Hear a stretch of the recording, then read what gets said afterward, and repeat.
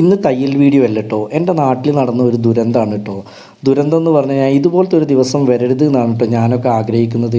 ഇനി ഒരിക്കലും നമ്മളെ ജീവിതത്തിൽ അങ്ങനെ വരരുത് എന്നാണ് നമ്മൾ പ്രാർത്ഥിക്കുന്നതും. കാരണം നമ്മൾ ചൂരൽമല എന്ന് പറഞ്ഞ പ്രദേശത്ത് ജീവിക്കുന്ന കുറേ നിഷ്കളങ്കരായ മനുഷ്യർ ഒരു സുപ്രഭാതത്തിൽ ഒന്നുമില്ലാത്തവരായി തീരുകയും ഒറ്റ രാത്രി കൊണ്ടാണ് അവരുടെ ജീവിതം മാറി മറിഞ്ഞത് കേട്ടോ.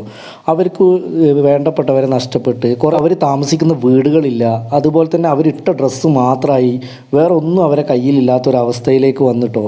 അത് ഒരു ഒറ്റ രാത്രി കൊണ്ടാണ് ഇത്രയും സംഭവിച്ചത്. ഈ ചൂരൽമലനെ കുറിച്ച് പറയുകയാണെങ്കിൽ എൻ്റെ നാടായതുകൊണ്ട് പറയല്ല കേട്ടോ.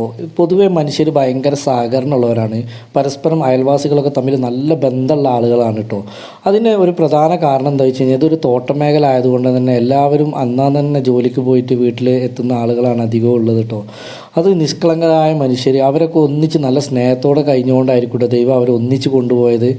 ഈ ദുരന്തം നടന്നത് രാത്രി ആയതുകൊണ്ട് തന്നെ നമ്മൾ രക്ഷിക്കണേ എന്ന് മറ്റുള്ളവർ കരയുക എന്നല്ലാതെ ആർക്കും അങ്ങോട്ട് അടുക്കാൻ പറ്റാത്ത ഒരവസ്ഥയായിരുന്നു കേട്ടോ. ഈ മുണ്ടക്കായി എന്ന് പറഞ്ഞ സ്ഥലത്തു നിന്നാണ് ഈ ഉരുൾ പൊട്ടിയിട്ടുള്ളത്. അപ്പോൾ ഇത് വന്നിട്ടുള്ളത് വളരെയധികം വ്യാപ്തിയോട് കൂടിയിട്ടാണ് കേട്ടോ. ഞാൻ കുറേ കമൻറ്റിൽ കണ്ടിരുന്നു ഇറങ്ങി ഓടിയാൽ പോരെ എന്നൊക്കെ. ഇവരൊക്കെ ഒരുപാട് പേര് ഇറങ്ങി ഓടിയിട്ടുണ്ട്, പക്ഷെ അത് ഓടിയത് റോട്ടിലേക്കാണ്. നമ്മളെ വീട്ടിലൊക്കെ ഒരു സൗണ്ട് വന്നാൽ നമ്മൾ ആദ്യം ഓടും റോട്ടിലേക്കാണ്. ഇവരും അങ്ങനെയാണ് ചെയ്തത്. പക്ഷേ ഈ പുഴ കവിഞ്ഞു വന്നത് റോട്ടിലേക്കായിരുന്നു. അതുകൊണ്ടാണ് ഒരുപാട് ആളുകൾ ഇതിൽ നഷ്ടപ്പെട്ടു പോയത് കേട്ടോ. അതുപോലെ തന്നെ നമ്മുടെ നാട്ടിലുള്ള കുറേ ആളുകൾ ഇതേപോലെ രക്ഷാപ്രവർത്തനത്തിന് വളരെ നേരത്തെ തന്നെ അവർ ഒറ്റവരും ഉടയവരും ഒക്കെ പോയിട്ടുണ്ടെങ്കിൽ അവർ ഇറങ്ങിയതുകൊണ്ടാണ് കേട്ടോ അതിൻ്റെ വ്യാപ്തി ഒരുപാട് കുറഞ്ഞത്. അതേപോലെ നമ്മൾ വിചാരിക്കുന്നത് പോലെയല്ല കേട്ടോ, ഇതിലൊക്കെ വെള്ളം വരുമെന്ന് ഞാൻ ഒരിക്കലും പ്രതീക്ഷിച്ചിട്ടില്ല. ഇതൊക്കെ നമ്മൾ പഠിച്ച സ്കൂളാണ് കേട്ടോ. ഈ സ്കൂളിൽ ഈ വർഷത്തേക്കൊന്നും ഇതുവരെയായിട്ട് വെള്ളം വന്നിട്ടുമില്ലേ, നമ്മൾ ആരും അങ്ങനെ ചിന്തിക്കുന്നില്ല. അത്രയും ദൂരത്തേക്കാണ് ഈ വെള്ളം അടിച്ച് കയറിയിട്ടുള്ളത് കേട്ടോ.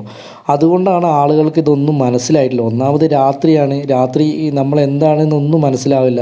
രാവിലെ നീച്ച് നോക്കിയപ്പോൾ എനിക്ക് തന്നെ എൻ്റെ ഗ്രാമം മനസ്സിലായില്ല കേട്ടോ. അത്രയും വ്യാപ്തിയായിരുന്നത്. എനിക്ക് പലയിടങ്ങളും കണ്ടപ്പോൾ ഒന്നും മനസ്സിലാവുന്നില്ല ഇത് ഏതാണ് ഏരിയ എന്നുള്ളത്. നിങ്ങൾ നോക്കി നോക്ക്, ഒരു രാത്രിയിൽ നമ്മളെ ഉറങ്ങിയ സ്ഥലങ്ങളൊക്കെ മാറുക എന്ന് പറഞ്ഞു കഴിഞ്ഞാൽ എത്ര വലിയൊരു ദുരന്തമായിരിക്കും. എനിക്കത് ചിന്തിക്കാൻ പോലും ഇപ്പോഴും കഴിയുന്നില്ല കേട്ടോ. ഇതൊക്കെ പലരും എടുത്ത വീഡിയോ ആണ് കേട്ടോ, ഞാൻ എഡിറ്റ് ചെയ്തതാണ്. അതുപോലെ തന്നെ എനിക്ക് ഇതിൽ ഒരുപാട് വിഷമം തോന്നിയ ഒരു കാര്യം എന്താണെന്ന് ചോദിച്ചു കഴിഞ്ഞാൽ, ഇപ്പം എൻ്റെ സഹോദരനാണ് ഒരാൾക്ക് കിട്ടിയത് കേട്ടോ. സ്വന്തം സഹോദരൻ്റെ ബോഡി കണ്ടിട്ട് പോലും അടുത്തുള്ള ആളുകളെ തിരയാണ് അദ്ദേഹം ചെയ്തത് കേട്ടോ. അത് കണ്ടപ്പോൾ എൻ്റെ നാടിനെ കുറിച്ച് എനിക്ക് ഒരുപാട് അഭിമാനം തോന്നി. കാരണം എന്താണെന്ന് വെച്ച് കഴിഞ്ഞാൽ നിങ്ങൾ ആലോചിച്ച് നോക്കുക, എങ്ങനെയാണ് അതിനൊക്കെ കഴിയുക.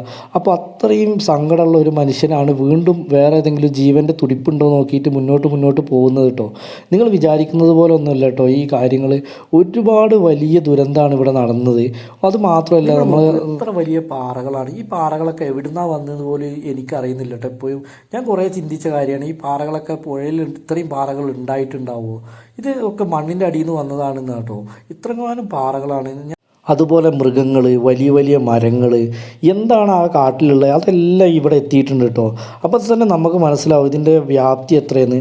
അതുപോലെ തന്നെ ചൂരൽമല പാലമൊക്കെ നമ്മൾ ഒരുപാട് കാലം യാത്ര ചെയ്തതും അതിന് നല്ല പഴക്കമുള്ളൊരു പാലമാണ്, പക്ഷെ അത് നല്ല സ്ട്രോങ് ആയിരുന്നു കേട്ടോ. അതൊക്കെ എങ്ങനെയാണ് ഇത് അടിച്ചു കൊണ്ടുപോയതെന്ന് എനിക്ക് ഒരിക്കലും മനസ്സിലാകുന്നില്ല കേട്ടോ. എനിക്ക് തോന്നുന്നു ഒരു കടലിൻ്റെ അത്ര വെള്ളമെങ്കിലും വന്നിട്ടുണ്ടാവും എന്നാണ്. ഇല്ലെങ്കിലൊന്നും ആ പാലൊന്നും ഒരിക്കലും അങ്ങനെ എടുത്തു പോകാൻ കഴിയില്ല കേട്ടോ. എന്നെ ഏറ്റവും കൂടുതൽ അത്ഭുതപ്പെടുത്തിയൊരു വോയിസ് ആട്ടെ നിങ്ങൾ കേൾക്കുന്നത്.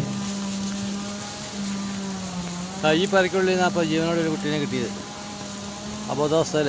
ബാക്കിയുള്ളവർ ഇറങ്ങി ഓടിയാൽ തോന്നുന്നു. ഈ വീട്ടിന് മാത്രം ഒരു കുഴപ്പം കാണുന്നില്ല. പക്ഷേ ഉള്ളിൽ ആളുണ്ടെങ്കിൽ രക്ഷപ്പെട്ടിട്ടുണ്ടായിരുന്നു.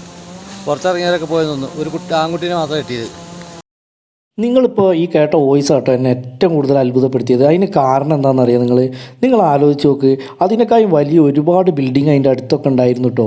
അപ്പോൾ ആ ബിൽഡിംഗ് ഒക്കെ ഈ വെള്ളം കൊണ്ടുപോയി. പക്ഷേ ആ ഒരു ജീവനെ നിലനിർത്താൻ വേണ്ടിയിട്ട് ദൈവം കണ്ടില്ലേ ഒരു വീട് അവിടെ നിർത്തി. ഏറ്റവും ലോലമായിട്ടുള്ളൊരു വീടാട്ടോ അത്. അതിനേക്കാളും നല്ല സ്ട്രോങ് ഉള്ള ഒരുപാട് വീടുകൾ അതിൻ്റെ തൊട്ടും ചുറ്റുപാടും ഒക്കെ ഉണ്ടായിട്ടുണ്ട് കേട്ടോ.